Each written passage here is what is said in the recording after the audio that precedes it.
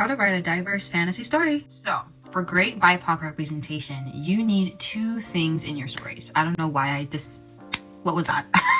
Number one, you need no stereotypes or harmful tropes. But number two, which is the part that people tend to forget, is that you need cultural references, authentic cultural references to the culture of the community that you are representing.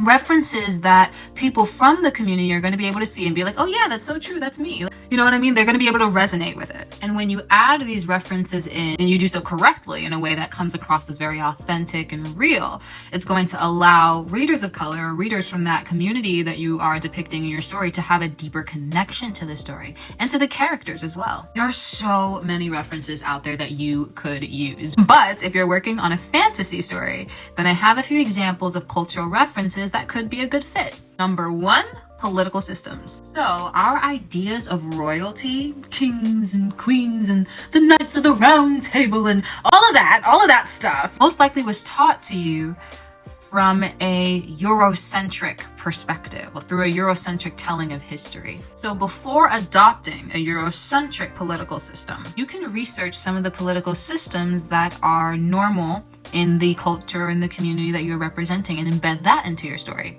Not that there's anything wrong with the kings and the queens and the knights and the the sword fighting and nothing's wrong with that. I'm sure like lots of people of color and lots of different communities would love to see themselves in that particular setting.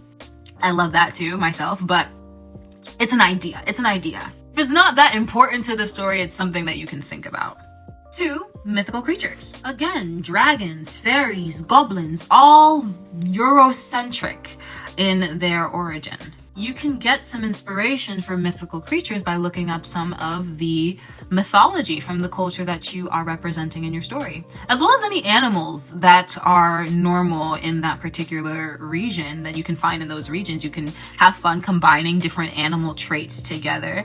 I saw something on Pinterest of like a dog that was also like a stingray, and it looked so cute. If I find it, I'm gonna put it in the video. And 3, I can't count.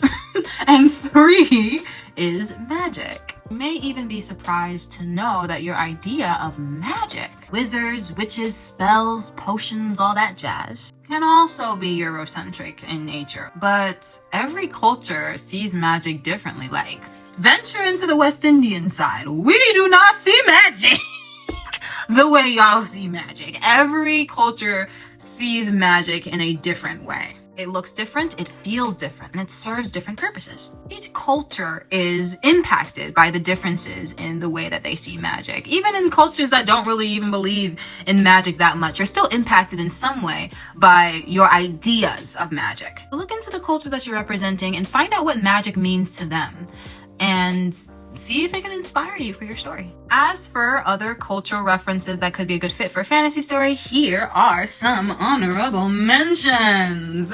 I hope this helps. Like and follow for more.